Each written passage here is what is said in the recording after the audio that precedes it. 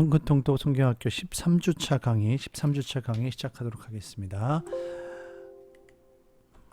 13주차 읽기 73일에서 78일째 해당되어지고요. 복음시대 예수님의 전반기 사역 지난주에 살펴보았고 오늘은 예수님의 후반기 사역 살펴보겠습니다.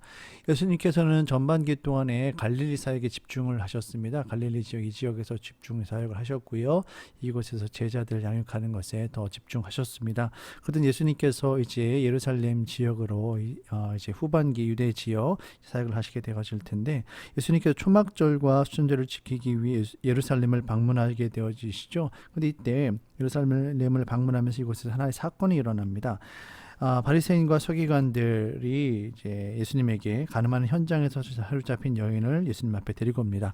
예수님, 모세 율법에 의하면 가늠한 현장에서 사로잡힌 여인은 돌로 쳐 죽이라고 되어 있습니다. 예수님, 돌로 쳐 죽일까요? 라고 묻습니다. 예수님을 시험에 빠뜨리기 위한 그들의 계략이었죠. 이러한 그들의 계략 앞에 예수님께서 유명한 말씀을 남깁니다. 바로 죄 없는 자가 먼저 돌로 쳐 죽여라. 그러면서 그 자리에 있었던 자들이 모두가 다 하나씩 둘씩 떨어져 도망치게 되는 그런 모습들을 보게 됩니다. 그런 사건들을 통해서 이제 예수님과 예루살렘 종교 지도자들과의 그 갈등이 점점 고조되는 것 가운데 있습니다.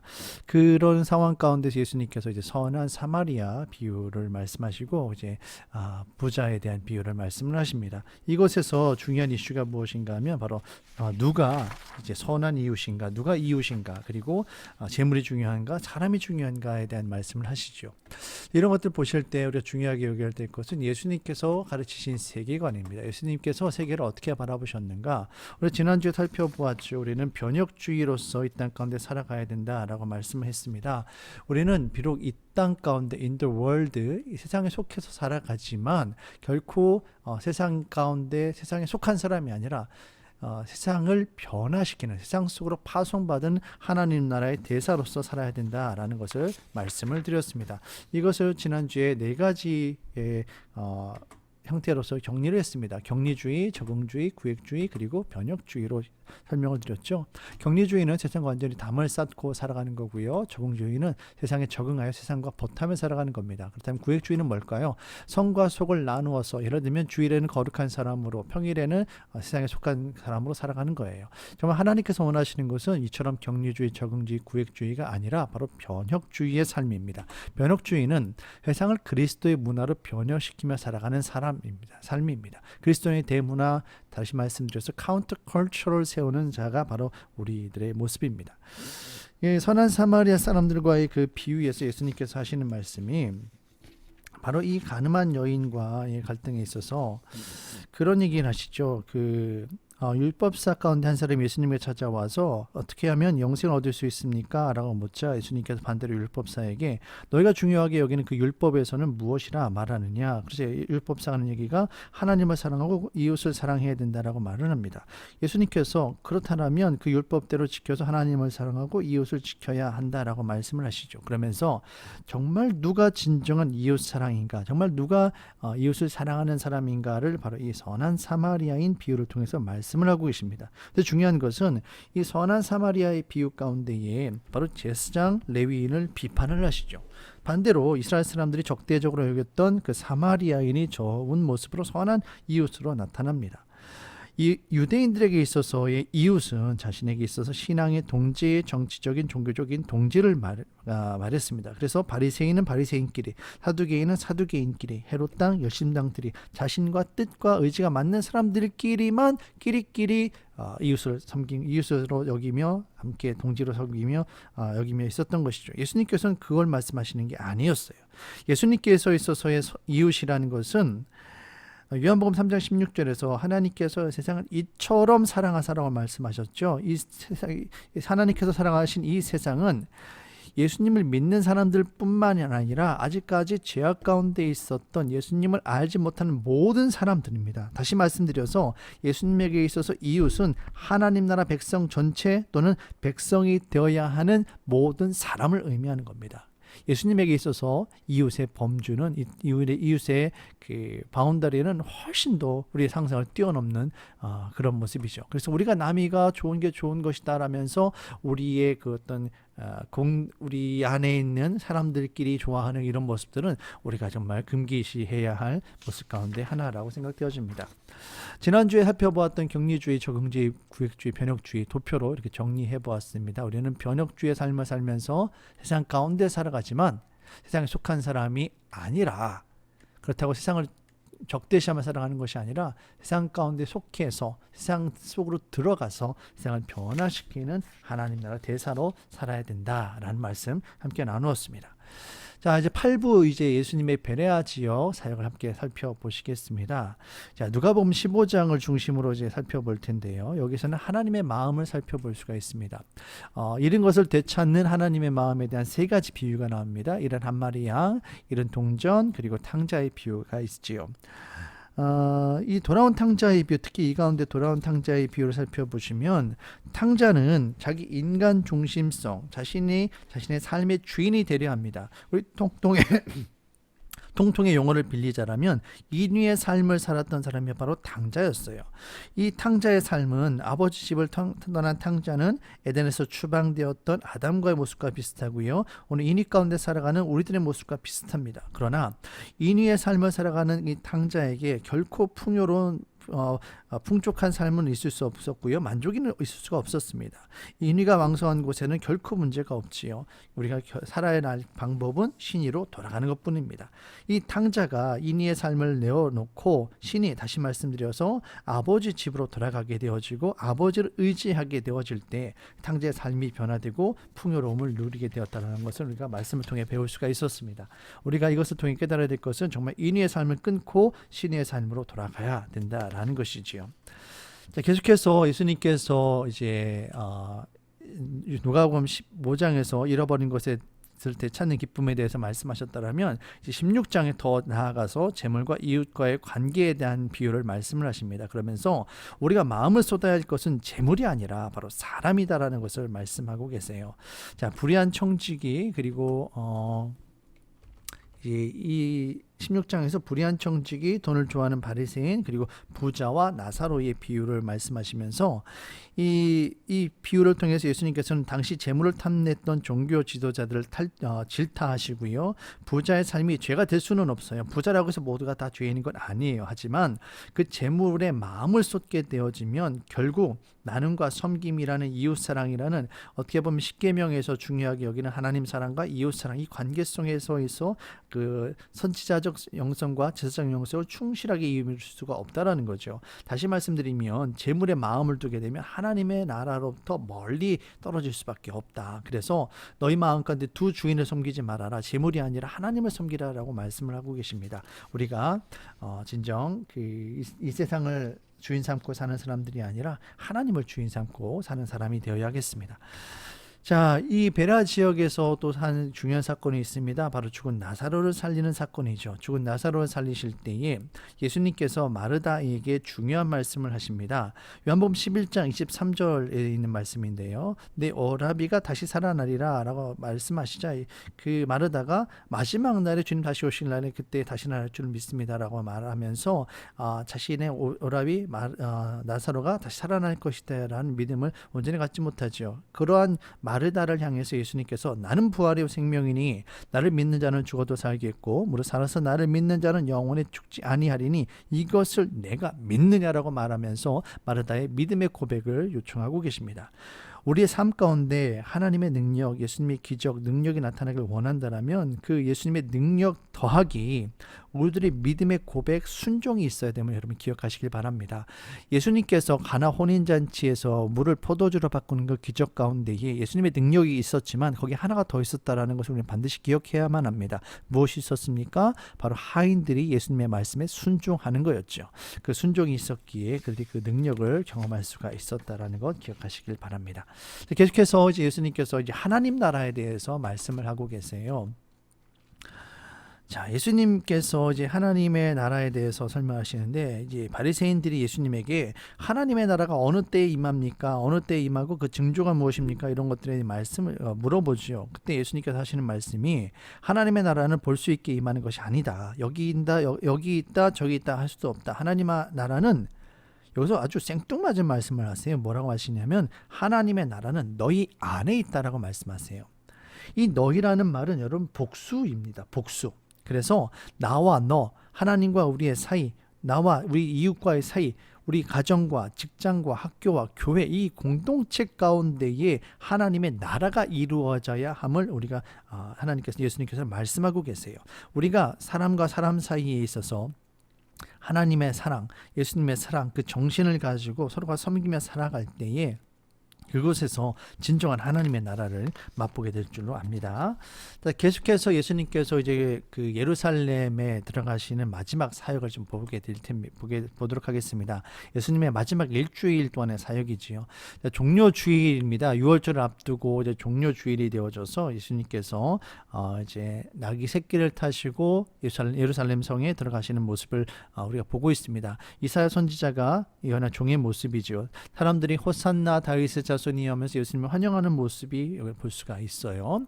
그리고 이제 예수님께서 이제 성전에 들어가셔서 이제 이 성전 안에 있는 그 동전 바꾸는 사람들 그리고 장사하는 사람들 재물을 파는 사람들 이런 사람들의 상을 엎으시고 그들을 쫓으시면서 성전을 청결하게 하는 사건이 일어납니다.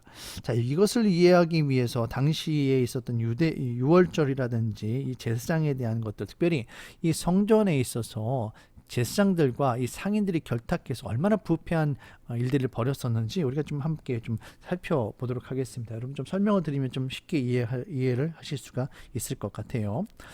자, 6월절은 유대인들에게 있어서 최대의 절기였습니다. 그러다 보니까 예루살렘을 중심으로 반경 15마일, 그러니까 24km, 25km 이내에 사는 모든 14살 이상 되는 유대인들은 성전을 찾아서 6월절을 지켜야만 했어요. 그리고 예루살렘에 살지 않고 예루살렘과 멀리 떨어져 있는 사람들은 어떻게 하는가? 그 사람들은 매년 찾아올 수는 없지만 그래도 평생에 적어도 단 한 번 이상은 6월절로 예루살렘 성전을 찾아와야만 했습니다. 그렇다 보니까 6월절 즈음에 예루살렘의 성전을 찾는 유대인이 약 250만 명이라고 해요. 250만 명. 어마어마한 숫자죠. 250만 명이 예루살렘 성전을 이제 찾게 됩니다. 그런데 예루살렘 성전을 찾아서 그 사람들이 무엇을 합니까? 바로 성전을 찾아서 제사를 드리죠. 자, 성전을 찾아서 제사를 드리기 위해서는 성전에 들어가야 되는데 성전에 들어가기 위해서는 성전세를 내야만 했습니다. 19살 이상 되는 유대인들은 성전을 찾을 때 성전세를 내야 하는데 당시 로마 동전이 황제의 얼굴이 조각되어 있었기 때문에 부정하다 해서 성전세는 반드시 동전이나 갈릴리 세겔로 환전을 해서 성전세를 바쳐야만 했어요. 그러다 보니까 이 상인들이 성전세를 바치는데 유대인들이 당시 헬라 문화권에 있다 보니까 로마 동전이 많지 성전 동전이라든지 갈릴리 세겔이 많지가 않지 않습니까? 그러다 보니까 이것을 환전 돈을 바꿔서 그래서 성전세를 내야 됐는데 어마어마한 엄청난 환전세를 부과한 거예요. 그럼 250만 명입니다. 250만 명. 250만 명이 한 사람이 그 성전세를 내는데 1,000원씩만 낸다라고 생각을 해보세요. 얼마 하겠습니까? 이게 제가 언론 생각이 계산이 안 되는데 정말 엄청난 그 성전세를 냈겠죠. 그리고 이것 때 환전세도 있었겠고요. 그런데 이것만 해도 정말 타락한 것을 우리가 좀 알 수가 있는데 여기다 하나 더 무엇이냐면 이 사람들이 유대인들이 성전에 와서 제사를 드리는데 자기 집에서 제물을 준비해서 성전에 가지고 옵니다. 그러면 제사장이 제물을 보고서 하나님 앞에 드릴 수 있는 흠이 있고 없고를 판단을 해줍니다. 그래서 이 흠이 없는 제물은 제사를 드릴 수 있지만 흠이 없는 제물일 경우에는 제사를 드릴 수가 없어요. 그런데 여기서 중요한 것은 첫 번째로 이 재물을 검사하는데 검사비를 받은 거예요. 그 검사비가 자그마치 당시 하루 노동자 임금의 4분의 1, 약 25%. 오늘날 돈으로 얘기한다면 하루 임금이 10만 원이라 쳤을 때에 약 2만 5천 원의 검사비를 받은 거예요. 이것만 해도 어마어마한 착취일 텐데 이 제사장들이 당시 상인들과 결탁을 한 겁니다. 그래서 사람들이 온전한 재물을 가지고 왔어요. 아무런 흠이 없어요. 그런데도 불합격 처리를 하는 겁니다. 그러면 그 재물을 가지고 온 사람이 어떻게 합니까? 그것을 가지고 집으로 돌아가나요? 먼 거리 다시 돌아갔다 다시 돌아오나요? 그렇게 할 수가 없죠. 울며 겨자 먹기로 성전에 있는 상인들에게 가서 자신의 것을 팔고 다른 재물을 받고 사는 겁니다. 그런데 이 시가가 이 성전에서 파는 재물이 시중보다 약 19배에서 20배가 비쌌다라고 해요. 20배 이상을 착취를 하는 거예요. 예를 들면 재물용 비둘기 한 쌍이 시중에서 만약에 10만 원이라면 성전 안에서는 이게 190만 원, 200만 원인 거예요. 어마어마한 갈취였죠. 정말 도둑놈이라고 해도 과언이 아니었습니다. 이것이 바로 당시에 그 제사장들과 상인들이 결탁하여서 성전을 정말 하나님 앞에 만민이 기도하는 그 성전인 만민이 기도하는 하나님의 집인 성전을 정말 강도의 구렬로 만들었던 겁니다. 예수님께서 이러한 성전을 청결케 하는 모습을 볼 수가 있습니다. 자, 예수님께서 이제 마지막 그 일주일을 좀 보내시게 될 텐데요. 예수님의 마지막 이 시간을 좀 저희가 잠시 후에 좀 살펴보도록 하고요. 먼저 제자들과 마지막 시간을 보내시게 되는데 예수님께서는 체포되실 것을 아시고 제자들과 마지막 시간을 보내십니다. 그러면서 그들에게 권면의 말씀을 하시지요. 특별히 마태복음 25장에서는 천국에 대한 비유를 많이 말씀하고 계세요. 마태복음 25장의 열천의 비유, 달란트 비유, 양과 염소의 비유에 대해서 말씀하시면서 하나님의 나라를 준비할 것에 대해서 말씀을 하고 계십니다. 그리고 예수님께서 제자들의 이제 최후의 만찬을 하시게 되는데 예수님께 제자들의 발을 씻기시고 제자들과 함께 만찬을 나누시고 그리고 고별 설교를 하시면서 또 대제사장 쪽 중보기도를 하십니다. 특별히 요한복음 17장에 보시면 예수님의 정말 절절한 기도가 나와 있어요. 그리고 예수님께서 겟세마네 동산에 올라가셔서 기도하시다가 로마 병정에게 사로잡히는 모습이 나타나게 됩니다. 자, 예수님의 그 마지막 일주일 한 마지막 시간을 좀 살펴보도록 하겠습니다. 여러분 교재 504쪽에 보시면 있어요. 자, 먼저 이게 당시 그 예루살렘 성입니다. 예루살렘 성이고요. 바로 이것이 예루살렘 예수님께서 기도하셨던 겟세마네 동산입니다. 이곳에서 유다의 그 배반의 키스가 있었고 그리고 로마 병정에게 사로잡히셔서 이제 2번 지역인 이곳 전임 대제사장 바로 직전 대제사장이죠. 안나스가 있는 곳에 붙잡혀 오셔서 이곳에서 예배 조사를 받게 됩니다. 그리고 이어져서 현 대제사장인 가야바 앞에서 심판을 받게 됩니다. 그리고 사내들인에서 정식 재판을 받게 되지요. 그리고 이것은 바로 유대인들의 재판이었어요. 그런데 당시에 이 예루살렘을 다스리고 있었던 분봉왕이 누굽니까? 바로 이제 빌라도였죠. 빌라도가 있었던 이 안토니오 성체로 예수님을 데리고 갑니다. 그래서 이곳에서 이 빌라도의 재판을 받고요. 빌라도가 예수님에게 죄가 없음을 깨닫고 예수님을 어떻게든 좀 놓아주려고 하죠. 그래서 자신이 재판을 하려 하지 않고 헤롯 왕에게 돌려보냅니다. 그래서 헤롯 왕에게 예수님을 보냈고 헤롯 앞에서 재판을 받게 됩니다. 다시금 유대인들이 강력한 그런 요청에 의해서 빌라도에게 옮겨지게 되어졌고요. 예수님께서 결국에는 빌라도가 예수님에게 십자가 사형을 요구하게 됩니다. 그래서 이제 이곳에서 로마 병정들에게 채찍 맞으시고 조롱당하시고 이 길을 따라서 십자가를 지고 가실 때에 예수님께 너무 힘드시고 지치셨다 보니까 당시 이곳을 지나갔던 구레네 시몬에게 십자가를 대신 지게 합니다. 로마 병정이 대신 지게 해서 예수님을 이제 결국에는 이제 골고다 언덕을 지나서 골고다 계곡에서 예수님에게 십자가 못 박아 죽이게 되는 그런 일들이 계속해서 벌어지게 됩니다. 예수님의 그 마지막 시간에 대한 열정들을 좀 보셨습니다. 예수님의 그 제자들과의 마지막 성찬을 나누시는 모습이 있는데 여러분 교재에도 좀 잘 나타나 있는데요. 성찬을 우리가 어떻게 이해해야 할까요? 예전엔 초대교회 때는 떡과 포도주는 예수님의 피와 살을 상징한다. 아니면은 또는 떡과 포도주가 어떻게든 예수님의 피와 살로 연계된다. 아니면은 이런 것도 있었어요. 중세에서는 화채설이라고 해서 우리가 떡과 포도주를 먹을 때 먹기 전에는 그 떡과 포도주가 떡이고 포도주일 뿐이었지만 먹는 그 순간 실제적으로 예수님의 피와 살로 변한다라고 주장을 했습니다. 이것이 이제 중세 시대 때의 이야기였고요. 카톨릭에서는 이것이 정설로 인정이 되어졌습니다. 그렇다면 우리 기독교, 그러니까 개신교에서는 어떻게 받아들이고 있을까요? 개신교에서는 영적 임재소를 이야기합니다.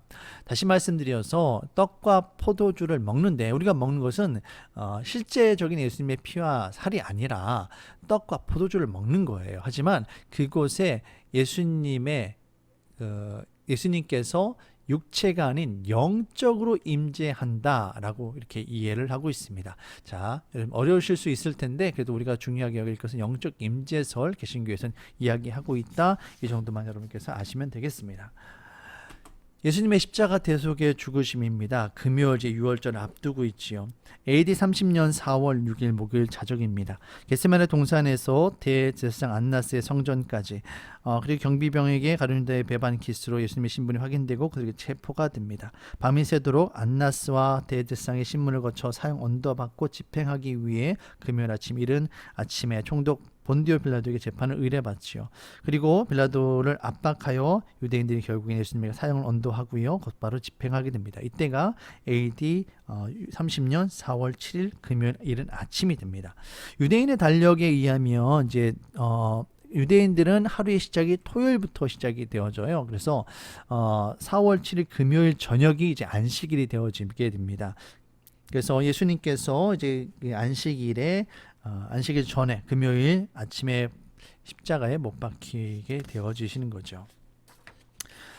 예수님께서 십자가 위에서 7가지 가상칠언을 하십니다. 여러분께서 가상칠언 기억하시면서 예수님께서 어떤 말씀을 하셨는지 함께 좀 보시길 바랍니다. 예수님께서 정말 목마르시고 고통 가운데 있으셨으면서 정말 하나님 앞에서도 정말 버림받고 그러는 정말 예수님의 그 처절한 고통의 시간들이 있었음을 우리가 깨닫게 되어집니다.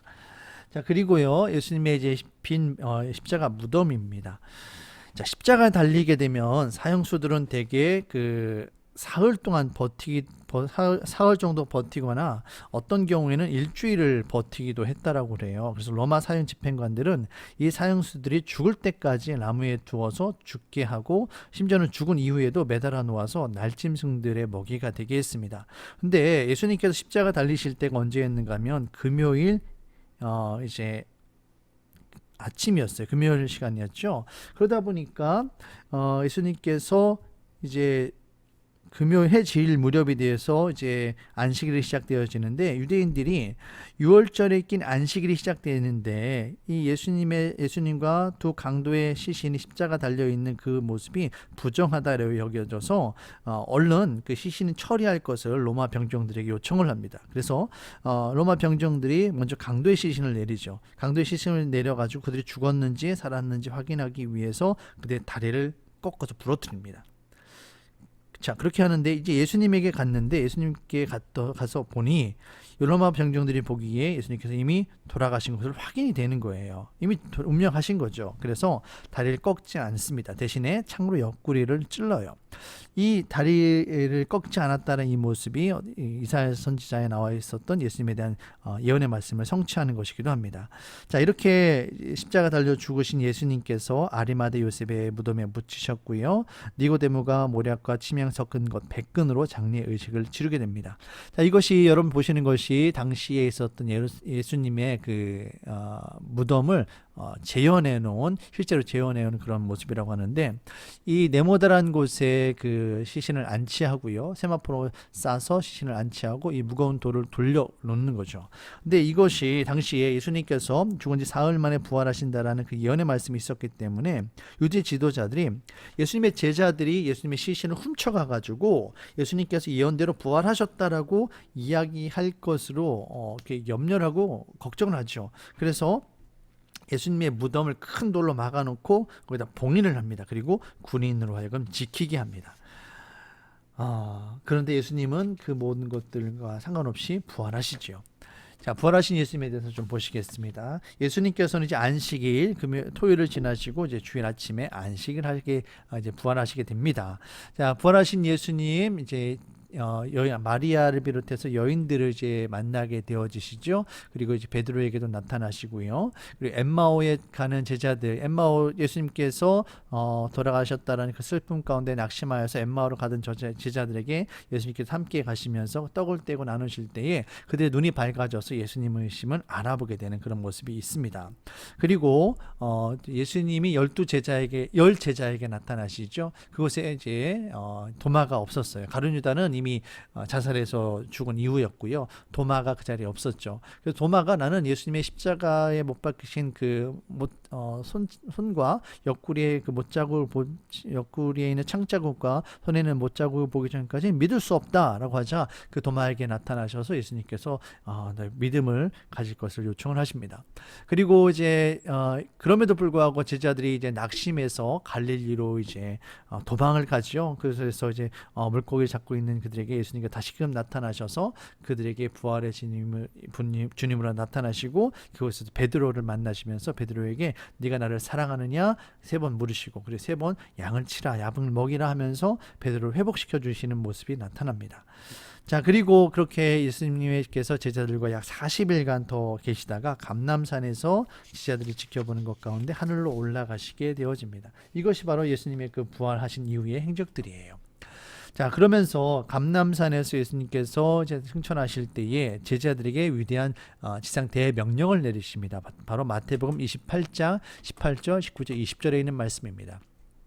예수님께서 나와 말씀하여 이르시되 하늘과 땅의 모든 권세를 내게 주셨으니 그러므로 너희는 가서 모든 민족으로 제자를 삼아 아버지와 아들과 성령의 이름으로 세례를 주고 내가 너희에게 분부한 모든 것을 가르쳐 지키게 하라. 볼지어다 내가 세상 끝날까지 너희와 항상 함께 있으리라 하시니라. 예수님의 명령입니다. 세상 속으로 들어가서 세상 가운데 모든 사람들을 제자로 삼아서 이제 그들에게 복음을 증거해라 이런 말씀을 하고 계시는 거죠. 자, 이것을 예수님의 이 마지막 명령을 지키기 위해서 바로 교회가 탄생되는 거예요. 바로 예수님의 마지막 당부 마태복음 28장 20절 내가 너에게 분부한 모든 것을 가르쳐 지키게 하라. 자, 그래서 중요한 것들이 몇 가지 나와요. 가르쳐 지키는 것들 예수님의 복음을 전하게 되시죠. 그리고 내 양을 먹이라. 예수님께서 이 땅 가운데 십자가 복음을 전하고 이제 길 잃은 영혼들을 구원할 것을 예수님께서 말씀을 하고 계십니다. 이 예수님의 마지막 명령을 수행하기 위해서 교회가 탄생하게 되는 거예요. 자, 지금까지 복음 시대 예수님의 사역에 대한 말씀들 좀 나누었고요. 계속해서 교회 시대 함께 살펴보도록 하겠습니다. 자, 교회 시대 연대기 표 있습니다. 여기서 중요한 인물, 자, 베드로, 바울, 그리고 야고보, 중요한 인물들이 여럿이 있는데요. 이 베드로와 그 야고보는 예루살렘 교회 지도자들이었습니다. 그리고 바울과 이 바나바가 안디옥 교회, 그러니까 이방인들을 중심으로 한 선교 지향적인 안디옥 교회의 지도자들이죠. AD 30년에서부터 이제 교회 시대가 시작되어지는데 오순절 성령 강림 이후로 이제 아나니아 삽비라가 죽고요. 7 집사를 뽑고 스데반이 순교하고 중요한 사건이 있습니다. 바로 사울의 회심이 있죠. 사울이 회심이 되어지고 그다음에 사울이 바울이 되어지면서 아라비아 지방에서 3년간 사역하게 됩니다. 자, 그리고 그 이후에 이제 바울 중심으로 좀 변하게 될 텐데요. 바울과 바나바가 안디옥 교회에서 목회하고요. 바울의 1차 전도 여행, 그리고 바울의 2차 전도 여행. 여기서 중요한 사건이 하나 있습니다. 예루살렘 공회회. 요거 좀 잠시 후에 제가 좀 설명을 좀 드리도록 할게요. 자, 그리고 이제 AD 50년경에 바울의 이제 2차 전도 여행이 있었고요. 그리고 바울의 3차 전도 여행, 바울의 로마 행이 있습니다. 자, 여기서 감옥에 갇혔다가 다시 풀려났다가 다시 갇히게 되고 결국엔 바울이 순교하게 됩니다. 바울의 순교 바로 직전에 베드로의 순교가 있었습니다. 그리고 예루살렘 성전이 AD 70년에 완전히 파괴되는 사건을 겪게 됩니다. 자, 사도행전 좀 보시게 될 텐데 여러분 사도행전이요. 크게 두 부분으로 나누어서 볼 수가 있습니다. 1장에서부터 2장까지 이 1장은 준비하는 단계이고요. 2장부터 12장까지가 이 예루살렘 교회를 중심으로 해서 베드로와 야고보를 중심으로 해서 복음이 증거되어지는 모습을 볼 수가 있어요. 여러분 그 마태복음 28장에서 예수님께서 예루살렘과 온 유대와 사마리아와 땅끝까지 이르러 복음을 증거해라 이렇게 말씀하시잖아요.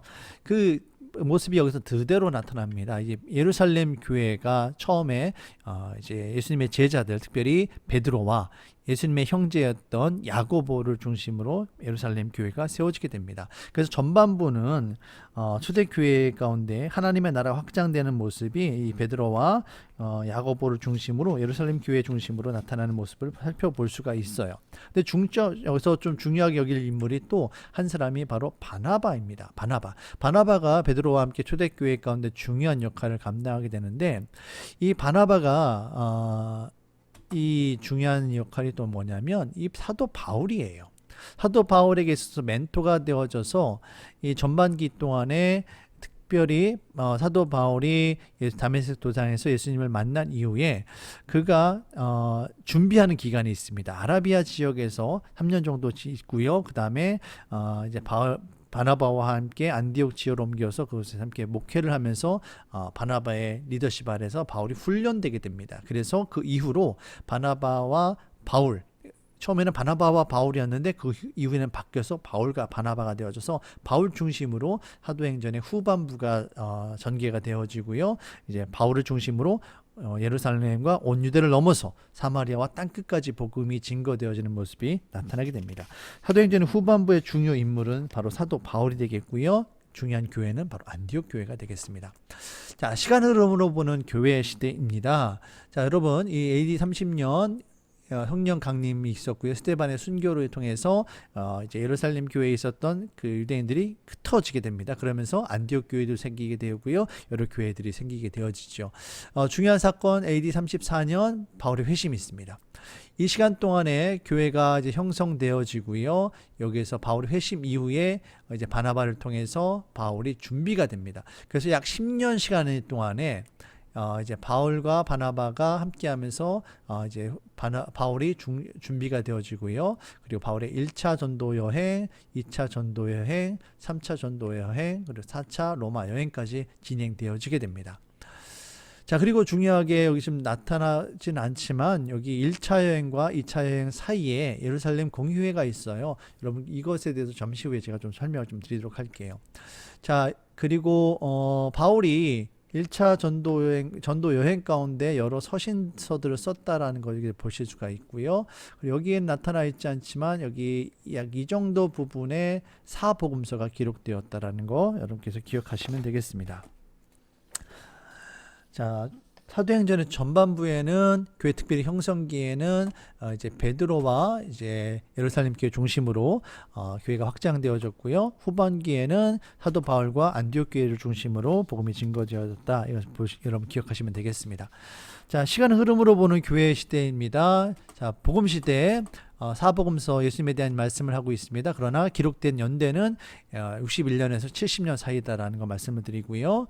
자, 교회 시대 동안에 그 서신서들이 많이 기록이 되어졌어요. 야고보서를 비롯해서 공동서신이 시작되었고, 자, 바울서신 중심으로 여러 가지 성경들이 기록되어졌습니다.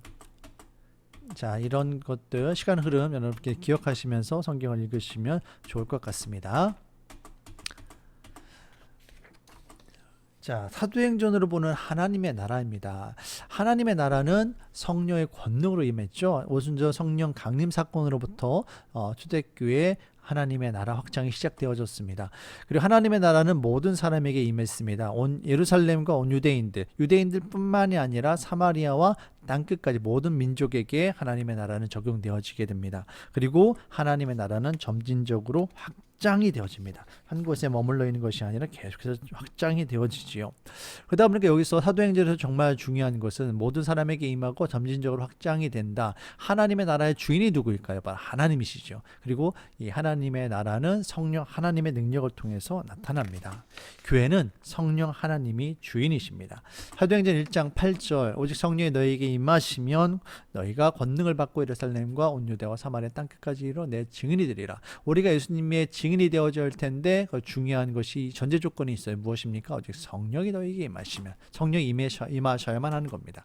요한계시록에서도 중요한 말씀이 있습니다. 요한계시록에 귀 있는 자는 성령이 교회들에게 하시는 말씀을 들을지어다. 성령이 주인이시기에 성령 하나님의 음성을 듣고 그것에 순종해야 한다라는 것을 계속해서 강조하고 계세요. 성령이 우리 교회의 주인이심을 계속해서 말씀하고 계십니다. 그렇다면 우리 교회의 주인이 성령이시고 우리 교회가 감당해야 될 것이 예수님께서 우리에게 말씀하신 그 지상 명령을 우리가 완수해야만 되는데, 그렇다면 교회가 어떠한 기능들을 감당해야 할까요? 교회의 본질적 기능 세 가지를 좀 살펴보도록 하겠습니다. 먼저 교리적 기능입니다. 하나님의 말씀을 전파하고요, 가르치는 거지요. 그리고 친교적 기능이 있습니다. 서로 떡을 떼며 교제하는 거예요. 양육하고 교제하고 구제하는 것이 여기 해당되어집니다. 예전적 기능 예배하고요, 성찬에 참여하는 겁니다. 떡을 떼며 기도하기를 힘쓰니라.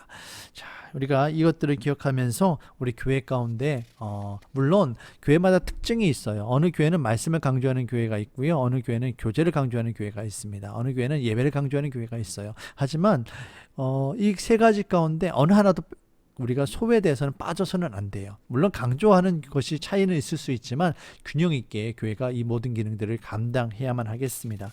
우리가 말씀도 전하고 구제도 하고 교제도 하고 예배도 드리는 이런 모습들이 우리에게 있어야 되겠습니다. 자, 교회의 주인이 성령이다라고 말씀을 드렸어요. 그리고 교회가 시작되어질 때 성령 세례, 성령 강림 사건을 통해서 시작되어졌는데, 그렇다면 우리가 성령 세례와 성령 충만이 무엇인지를 좀 구별해야 하겠습니다. 자, 성령 세례와 성령 충만, 여러 가지 설명이 있을 수 있지만 이렇게 설명을 좀 드릴게요. 성령 세례와 성령 충만 모두 다 성령 체험입니다. 성령께서 우리에게 임하시고 우리들을 좀 변화시키는 영적인 체험이 성령 체험인데, 성령 세례는 맨 처음에 가장 먼저 경험하는 첫 번째 성령 체험을 성령 세례라고 해요. 여러분들 세례를 한 번만 받지 않습니까? 마찬가지로 성령 세례도 한 번인 거예요. 그런데 성령 세례를 받아서, 성령 세례 단회적이죠. 성령 세례를 받아서 신앙생활을 합니다. 어느 날 우리가 기도하는 것 가운데, 예배하는 것 가운데 나의 마음이 뜨거워지고 나도 모르게 눈물이 흘러나오고 나의 입술 가운데 정말 신비한 언어가 나오고 성령 체험을 합니다. 정말 은혜 가운데 신앙생활 잘해요. 그런데 시간이 지나면서 그것을 온전히 유지하면 정말 좋을 텐데 우리가 그러질 못하잖아요. 세상 가운데 정말 스트레스 받고 정말 힘든 사람들, 여러 사람들 가운데 있으면서 나도 모르게 나의 신앙이 다운되어지고 정말 마치 핸드폰 배터리가 다 되어지는 것처럼 우리가 정말 영적으로 다운됨을 경험하게 됩니다. 그런 것 가운데에 다시금 우리가 하나님 앞에 나아가서 기도하고 말씀을 묵상하고 말씀을 읽고 찬양하고 예배하는 것 가운데 다시 한번 성령 체험하는 일들이 일어납니다. 이것을 바로 성령 충만이라고 그래요. 그래서 성령 충만을 계속해서 반복하게 되면 우리 가운데 나타나는 것이 바로 성령의 은사와 성령의 열매가 나타납니다.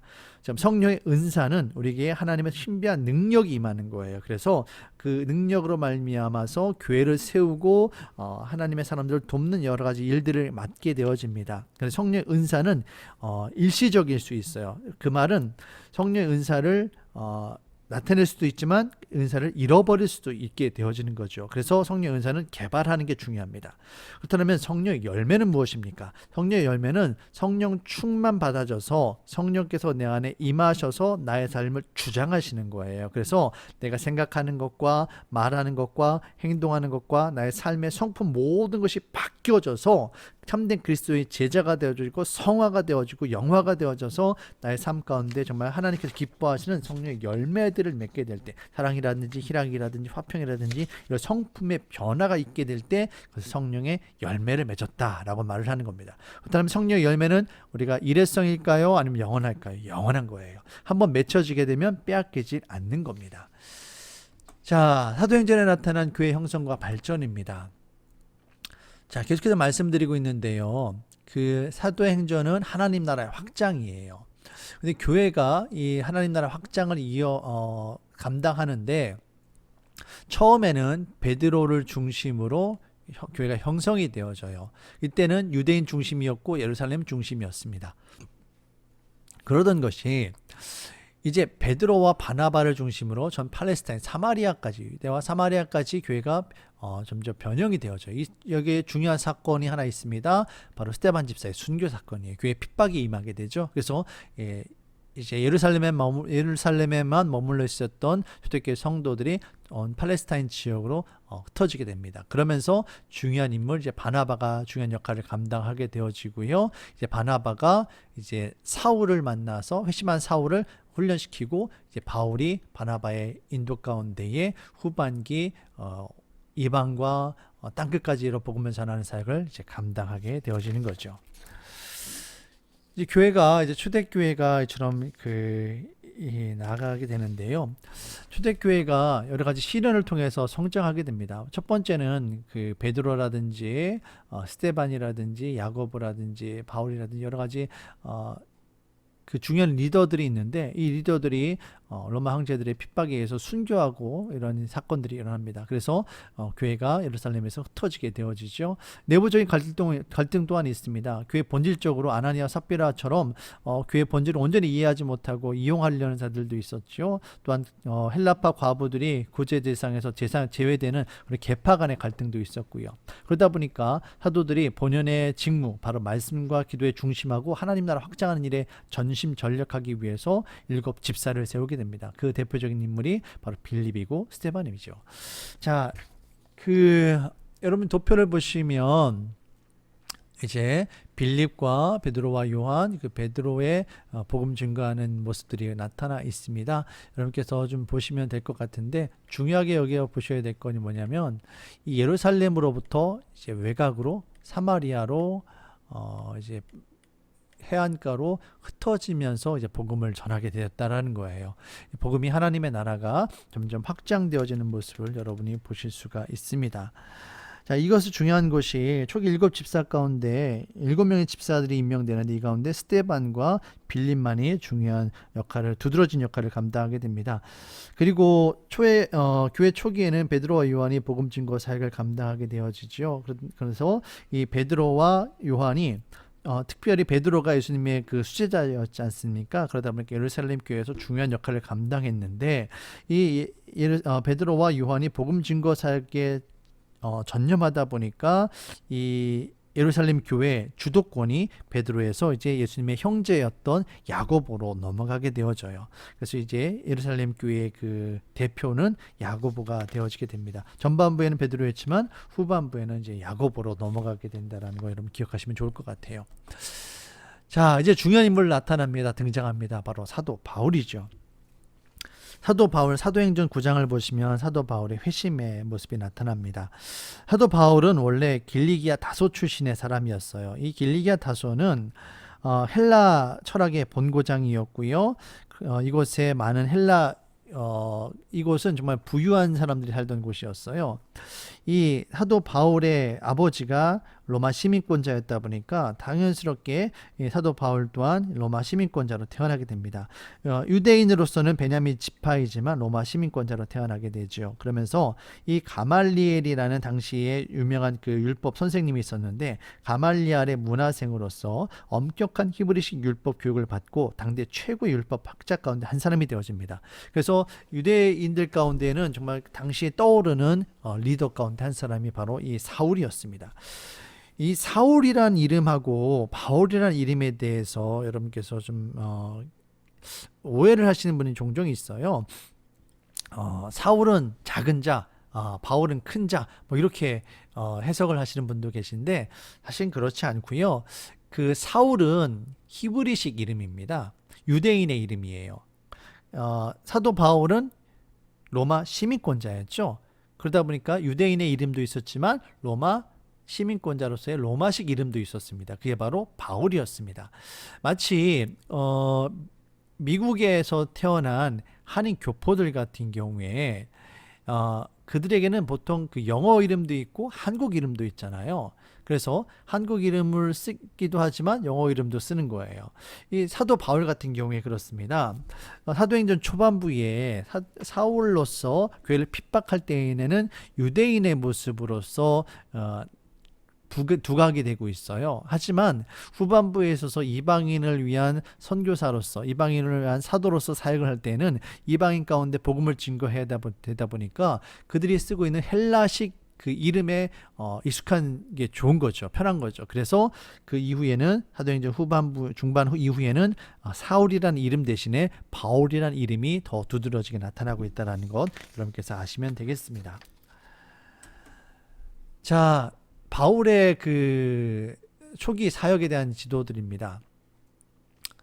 자, 보시면 이곳이 예루살렘이에요. 예루살렘에서 다메섹에서 예수님을 믿는 사람들을 체포하기 위해서 허가를 받고 이곳 다메섹으로 바울이 가게 됩니다. 그런데 가는 도중에 다메섹 도상에서 빛 가운데 예수님을 만나게 되죠. 그래서 네가 나를 왜 핍박하느냐 그 음성을 듣게 되어지고 순간 사도 바울이 강한 빛 가운데 그의 두 눈이 안 보이게 되는 일이 일어납니다. 그리고 이곳에서 바울이 예수님을 만나고 회심하게 되고 아나니아의 그 안수기도를 통해서 그 눈이 벗어지면서 바울이 회심하게 되어지는 사건이 일어납니다. 그리고 세례를 받고요. 새롭게 그 예수님을 믿게 되고 복음을 증거하게 되는데 여기 두 가지 큰 반응이 나타납니다. 첫 번째는 유대인들인데 유대인들 입장에서는 되게 당혹스러운 사건이 일어난 거예요. 왜냐하면 이 사울은 유대인들에게 있어서 당시 에이스였어요. 가장 앞장서서 예수 믿는 사람들을 붙잡아서 감옥에 가두던 그런 사람이었는데 그 사람이 회심해서 반대로 예수님을 증거하는 겁니다. 당당히 유대인들의 입장에서는 황당하고 당혹스러운 일이 벌어진 거죠. 두 번째로는 초대교회 성도들이에요. 초대교회 성도들의 입장에 있어서 이 사울이라는 사람은 바로 얼마 전까지만 해도 예수님을 믿는 사람들을 붙잡아 감옥에 가뒀던 사람이 바로 이 사울이었어요. 그런데 그런 사울이 하루아침에 회심했다라고 해서 복음을 증거하는데 그런 사울을 이 초대교회 성도들이 온전히 받아줄 리가 만무한 거죠. 심지어 자신의 가족 가운데 자신의 동료나 친척 가운데에 사울 때문에 옥에 갇히거나 죽임을 당한 사람들이 분명히 있었거든요. 초대교회 7집사 가운데 스데반이 돌에 맞아 순교할 때 그 자리에 사도 바울이 있었어요. 사도 바울이 스데반에게 돌을 던지는 사람들이 옷을 벗어서 사울이라는 청년 앞에 그 옷을 벗어 두었다라는 성경의 기록을 보면 이 사울이 그 스데반의 순교 가운데에 중요한 역할로 리더로서 있었다는 걸 알 수가 있습니다. 그래서 사울이 이제 회심한 이후에 바울이 이 복음을 전하고 예루살렘에 있는 제자들을 만나려고 하는데 제자들이 잘 만나주려 하지 않는 겁니다. 그래서 이때 누가 나타납니까? 바나바가 나타나는 거예요. 그래서 바나바가 이 보증을 서는 거예요. 정말 이 바울이라는 청년이 예수님 정말 만났다. 이가 정말 회심했다. 그러니까 안심하고 바울을 만나라. 그래서 이 바나바가 바울을 제자들에게 소개를 하고요. 그래서 그 가운데 이제 바울이 인정을 받게 됩니다. 그리고 이 바울이 다시 유대인들의 그 핍박이 있게 되어지다 보니까 이곳에서 이 아라비아 광야로 도망을 갔다가 다시 예루살렘으로 돌아오게 되어져요. 그리고 다시 고향인 다소로 이제 갔다가 이제 안디옥에서 바나바와 함께 목회를 하게 됩니다. 이때까지 약 10년의 시간이 걸리는 거예요. 바울이 예수님을 만나서 세례받고 영적으로 회심한 이후에 아라비아 광야로 도망갔다가 다수에서 안디옥에서 이곳에서 바나바를 통해 훈련받기까지 약 10년의 시간 동안에 이제 바나바의 멘토링 안에서 바울이 준비되게 되는 겁니다. 그래서 이제 그 이후에 이제 안디옥에서 이제 안디옥 교회에서 바울과 바나바를 예루살렘으로 이제 파송하는 일이 일어나게 되죠. 이 예루살렘 교회가 당시 기근으로 인해서 많이 어려운 가운데 있었습니다. 그래서 구제 헌금을 모아서 바울과 바나바에게 들려서 예루살렘으로 보내게 되지요. 자, 이런 이동들 다시 바울의 회심과 초기 사역들 좀 보시고요. 그 이후에 안디옥으로 돌아와서 첫 번째 그 전도 여행을 떠나게 됩니다. 자, 좀 바울의 행적들을 좀 넓게 한번 보시도록 할게요. 바울은 1차 전도 여행 때 바나바와 함께 고향인 다소 가까이로 갔습니다. 그리고 유대인 회당에서 복음을 전하는데 때로는 푸대접을 받기도 하지요. 그러던 것이 이제 1차 전도 여행은 대략 이런 루트로 이렇게 진행이 되어지고요. 그다음에 2차 전도여행은 더 멀리 가게 됩니다. 2차 전도여행은 마게도냐 지역까지 가게 되는데 이곳에서 그 유럽의 첫 번째 도시인 빌립보 교회를 세우게 되고요. 데살로니가 교회를 세우게 되고요. 이곳에 편지를 하게 되는데 바로 빌립보서, 데살로니가 전후서를 기록하게 됩니다. 그리고 그 다음에 3차 전도 여행인데요. 3차 전도 여행은 2차 전도 여행 때 세웠던 교회들을 다시금 방문하면서 복음을 증거하게 되는데 특별히 에베소가 해당되어집니다. 에베소에 2년 동안 있으면서 이곳에서 소아시아 전 지역에 그리스도 예수님을 전파하게 됩니다. 바울은 무역과 문화의 중심지이자 헬라의 주요 도시였던 이 고린도와 아테네에 복음을 전하고 교회를 세우죠. 그래서 이 고린도 교회를 향해서 두 편의 편지, 고린도 전후서를 쓰게 됩니다. 자, 이 예루살렘 지역은요, 초대교회 중심지이고요, 의회가 교회 행정에 관한 재반 사항을 결정을 했습니다. 바울은 유대인들의 질투로 여기로 체포되어졌고 결국에는 이곳에서 재판을 받으러 이곳 로마로 압송이 되게 됩니다. 그러는 것 가운데 이 멜리데 섬에서 이제 이 배가 파손하게 되죠. 이곳에서 섬의 추장 아버지를 열병으로부터 구해주게 되는 사건이 일어나고요. 그 다음에 로마로 들어가게 됩니다. 로마 제국의 수도인 이곳에서 바울은 2년 동안 개인의 집에 감금되었습니다. 그곳에서 복음을 전하게 되는데 이곳에서 잠시 풀렸다가 다시 갇히게 되고요. 결국에는 네로 황제에게 사형을 받게 목이 잘려서 순교당하게 됩니다. 자, 바울의 전도 지역 여러분께서 쭉 좀 보시겠습니다. 그 아람 수리아 지역이고요. 길리기아, 갑바도기아, 갈라디아, 그리고 비두니아와 본도, 밤빌리아, 루기아, 아시아, 그리고 마케도니아, 그다음에 아가야, 그다음에 구브로, 그레데, 그다음에 멜디데, 그다음에 이탈리아, 로마, 이렇게 보게 됐습니다. 시간 흐름에 의한 서신서 부류 여러분 그 도표를 보시면 될 것 같고요. 계속해서 여러분 좀 비슷한 내용도 설명드렸으니까 여기 넘어가도록 하겠습니다. 자, 교회 확장과 서신서들 해당되는 서신서들. 자, 1차 전도여행, 2차 전도여행, 3차 전도여행, 로마 여행이 있고요. 이 시기에 해당되는 그 사도행전의 시간적 흐름이 있고 거기에 해당되는 서신서들이 있습니다. 여러분 보시면 참조하면서 성경 읽으시면 좋을 것 같아요. 자, 여러분 그 서신서 가운데 이제 야고보서와 이제 갈라디아서가 거의 비슷한 시기에 쓰이게 되는데 이때가 바로 사도 바울의 전도 1차 전도 여행 즈음이에요. 이것에서 좀 여러분께서 좀 기억하셔야 될 게 뭐냐면 사도 바울이 1차 전도 여행을 가서 이방인들에게 복음을 전합니다. 그러다 보니까 거기에서 이방인들이 회심하는 일들이 일어나요. 근데 이방인들은 평생 동안 유대인의 율법이라든지 할례라든지 이런 것을 전혀 모르고 살았던 사람들이에요. 그래서 이 이방인 가운데 개종한 사람들에게 율법을 적용해야 되느냐 말아야 되느냐 이것에 대해서 고민을 하게 됩니다. 이 고민에 대해서 예루살렘 공의회에서 결정을 내리게 되죠. 그래서 이방인들의 선교에 대한 가능성을 열면서 이방인 가운데 개종한 사람들에게 율법을 강요하지 말자. 이것을 이야기합니다. 그러면서 대두됐던 두 가지 개념이 있습니다. 바로 야고보서를 필두로 한 행위가 중요하느냐 아니면 사도 바울을 중심으로 한 믿음이 중요하느냐 이것에 대해서 야고보서와 갈라디아에서 각각의 야고보와 사도 바울이 편지를 성경을 기록하게 되어지는데요. 사실 두 가지가 강조하는 점이 약간 다를 수 있지만 사실 같은 내용을 이야기하고 있어요. 자, 먼저 야고보서를 좀 보도록 하겠습니다. 야고보는 여러분께서 뭘 강조하나요? 행함을 강조하지요. 바로 그 믿음을 행함을 통해서 믿음을 증명해야 될 것을 강조합니다. 자, 바울과 야고보를 좀 비교하도록 할게요. 바울의 강조점은 이 신칭이 바로 믿음에 있습니다. 그렇다면 야고보의 강조점은 뭘까요? 행위입니다. 행위를 통해서 너의 믿음을 보여라. 바로 이겁니다. 근데 중요한 것은요.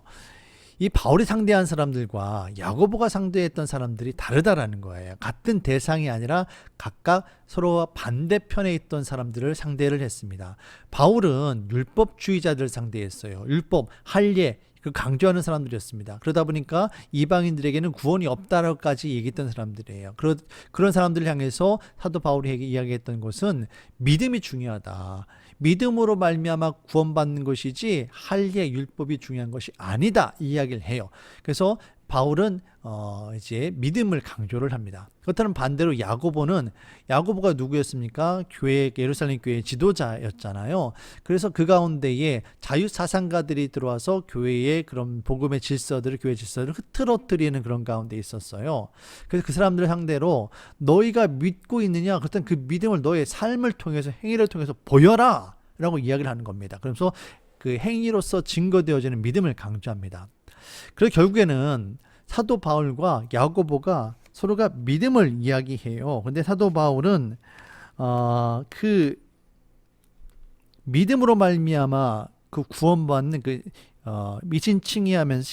이신칭의를 이야기하면서 구원의 첫 단계를 이야기한다라면, 야고보는 그 믿음으로 말미암아 구원받았다라면, 너희 안에 그 믿음이 있다라면 너희 행위를 통해서, 다시 말씀드려서 성화되고 성령 열매를 맺는 너희 믿음을 통해서, 행위를 통해서 너희 믿음을 보여라, 이거 증명해라, 이것을 이야기하고 있는 겁니다.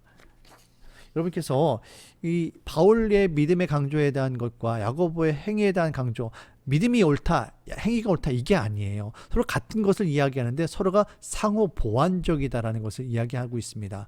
믿음이 있다라면 이 믿음을 행위로서 증명을 해야 되고요. 이 행위로서 드러나는 이 믿음이 더욱더 믿음을 더욱더 견고하게 해주는 겁니다.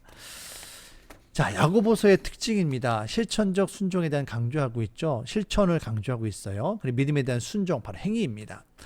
예수님의 가르침에 대해서 의존, 예수님께서 가르치신 그 말씀을 지켜 행하라라고 말씀하고 있죠. 율법과 복음, 믿음에 대한 조화를 이야기하고 있습니다. 그리고 이것에 있어서 부의 위험에 대해서 특별히 초대교회 성도들 가운데 자유주의자들에 대한 경고의 이야기를 하고 있습니다. 자, 바울 서신의 야고보가 말하는 참 종교의 세 가지, 자기여를 재갈 물림, 고아와 과부를 그 환난 중에 돌봄, 자기를 지켜 해석에 물들지 아니함, 행위에 대해서 이야기하면서 특별히 재물에 대한 것을 이야기하고 있어요. 자, 바울 서신의 이중 구조입니다. 바울도 야고보와 결코 다르지 않았어요. 갈라디아에서 믿음을 강조했지만 사도 바울이 이야기하고자 했던 것은 믿음만이 아니라 그 믿음을 기초로 한 행위에 대한 것을 이야기하고 있는 겁니다. 그래서 사도 바울이 두 가지를 이야기합니다. 첫 번째는 교리적인 내용이에요. 바로 믿음으로 말미암아 구원을 받는다. 이것이 기초적인 거죠. 근데 여기에서 머무는 것이 아니라 두 번째, 한 단계 더 나아가서 삶의 실천, 바로 야고보가 이야기하고 있는 너의 행위를 통해서 너의 믿음을 보여라, 이것을 이야기하고 있는 겁니다. 성화적 구원에 이르기까지 나아갈 것을 사도 바울이 이야기하고 있습니다. 자, 시대로 보는 사도 바울의 1차 전도 여행입니다. 자, 지금 시간표 좀 보시고요. 자, 사도 바울의 1차 전도 여행입니다. AD 47년에서 49년 사이에 있었어요. 이때 갈라디아서 썼고요. 야고보서, 이때 1차 전도 여행 그 즈음에 갈라디아서와 야고보서에 대한 그런 이 믿음이냐 행위이냐, 이것에 대해서 갈등이 있었다는 것 좀 보시면 되겠습니다. 좀 구체적으로 좀 설명을 좀 드리도록 할게요. 사도 바울의 1차 전도 여행을 좀 설명하겠습니다. 사도행전 13장에 주로 나타나 있고요.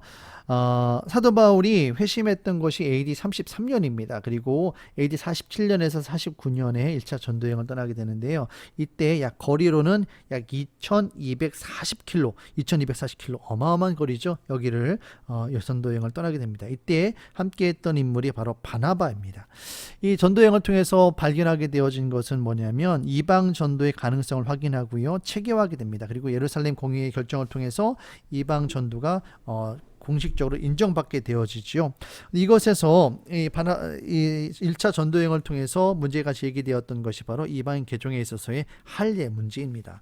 자, 먼저 사도 바울의 1차 전도 여행 그 경로 한번 보시도록 할게요. 자, 이 안디옥 교회에서 안디옥에 있는 교회가 사역을 위해 바울과 바나바를 보내게 됩니다. 자, 앞에 있는 이 키프로스 섬을 향해서 이제 항해를 떠나게 되고요. 살라미와 바보를 지나서 이제 복음을 전하게 되는데요. 이곳에서 총독 서기오 바울이 회심하는 사건이 일어납니다. 그러던 것이 이제 버가 지역으로, 그리고 비시디아에 있는 안디옥으로, 그리고 이곳에 복음을 전하게 되는데 복음을 전할 때 강력하게 저항하는 유대인들, 할례와 율법을 중요하게 여기는 그 유대인들을 만나게 돼요. 사도 바울이 이방인들에게 복음을 전하고 그들에게 있어서 율법이라든지 할례보다는 믿음을 강조하다 보니까 이 율법이라든지 할례에 대해서 정말 맹목적인 지지를 보냈던 유대인들이 사도 바울을 좀 핍박하는 일들이 일어나게 됩니다. 그러다 보니까 전도하는 것 가운데 살해 위협을 받게 되고요. 도망치는 일들이 일어나게 됩니다. 이고니온에서 루스드라로 도망가게 되고요. 더베로 그리고 가게 됩니다. 이 더베에서 다시 이제 돌아가게 되는데, 돌아갈 때는 사도 바울과 바나바가 지금까지 지나왔던 도시들을 거치면서 다시 한번 교회들을 굳건하게 하는 그런 일들이 일어나게 됩니다. 자, 이곳에서 루스드라에서 안진뱅이를 고치고요. 바나바가 신으로 오해받는 사건도 일어나게 됩니다. 그리고 이고니온과 비시디 안디옥, 그리고 이탈리아로 들어가서 다시 안디옥으로 들어가게 되면서 1차 전도여행을 마치게 됩니다. 자, 1차 전도여행을 통해서 제기되었던 문제가 이방인 개종에 대한 문제입니다. 그러면 특별히 이방인 가운데에 예수님을 믿는 사람들에게 율법이라든지 율법 가운데 특별히 할례를 강요해야 되느냐, 이 문제가 제기가 된 거예요. 여러분, 예루살렘을 중심으로 초대교회가 형성되었는데, 이 예루살렘 교회, 당시 초대교회 중심지였던 예루살렘에 절대적인 다수는 유대인들이었습니다. 당연하죠. 예수님의 제자 대부분 절대 다 유대인들이었고요. 그들을 통해서 초대교회가 형성이 되어졌어요. 그러다 보니까 이들은 어려서부터 지금까지 태어나서 자라면서 유대인들의 율법, 할례에 대해서 너무나 친숙한 사람들이어서 그걸 지키는 것 가운데 예수님의 복음을 듣게 됐고 그들이 영접하게 되었던 거예요. 그래서 그들에게 있어서는 할례라든지 율법이라든지 큰 문제가 되지 않았습니다. 그런데 문제는 뭐냐면 사도 바울이 복음을 전했던 이방인들이에요. 이방인들은 유대인이 아니에요. 그리고 평생 동안 율법이라든지 할례 전혀 모르고 살았던 사람들입니다. 그런데 그들이 예수님을 믿는다라고 해서 그들에게 할례 율법을 강요해야 되느냐? 할례 율법을 강요한다는 얘기는 다시 말씀드려서 그들에게 유대인이 되라고 말하는 것과 다를 바가 없는 겁니다. 이것이 복음의 큰 장애물이 되었어요. 그래서 이것을 가지고 예루살렘 공의에서 회의를 하게 되어졌고, 결국 이것을 결정을 내리게 된 게 뭐냐면 율법을 엄숙하게 지켜야 된다라는 그 폐쇄적인 태도를 결국 물리치고요.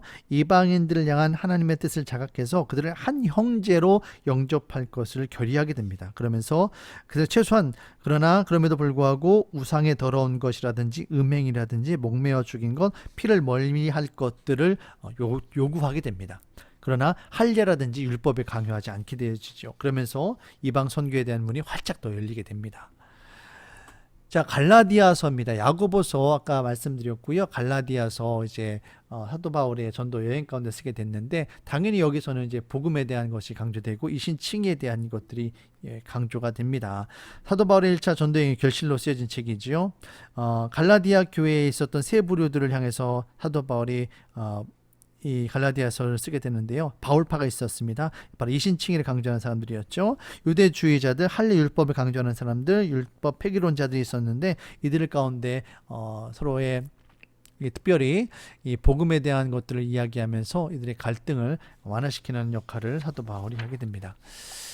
이 갈라디아서를 시작으로 사도 바울이 서신서를 계속해서 쓰게 되는데, 이 바울 서신서의 핵심 메시지가 있습니다. 바로 은혜, 이신칭에 대한 것이죠. 칭의, 바로 할례라든지 세례라든지 인치심을 통해서 우리 믿음으로 말미암아서 의롭게 된다라는 것을 말하고 있습니다.